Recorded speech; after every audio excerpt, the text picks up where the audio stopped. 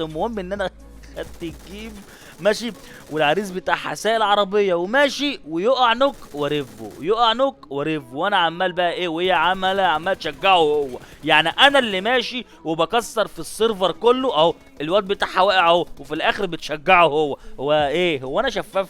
لا مؤاخذه، بس انا مفيش حد شايفني ولا ايه بالظبط يعني؟ ولا انا لازم فين يا عم المصريين يا عم؟ ولا لازم أنا اجيب مزه مصريه عشان تشوفني يعني؟ فزعت لصاحبك اهو، ولا فزعت لجوزك ولا لعريسك ماشي ومومو وسرقت منه الكلاه في الاخر ماشي، وبرده ونزلت. بس احلى حاجه بقى، بصوا الحته دي، بصوا هي نزلت رقصت معايا، انا ما رقصتش معاه هو. بص اوعى يا باشا، فضلنا نحتفل انا وهي. تعالي بقى تعالي بس، ايوه انا برقص ابو الصحاب، هي جت ترقص، ايوه يا ابو الصحاب، وقلت بقى نخرج هتقبل الاد ومش عارف ايه، خرجوا بره طردوني. ماشي يا سوريين، انا عايز اي حد سوري محترم يتفاعل على الفيديو ده بقى، وعشان شوفوا بقى هم عملوا ايه مع المصريين، وانتوا هنا احنا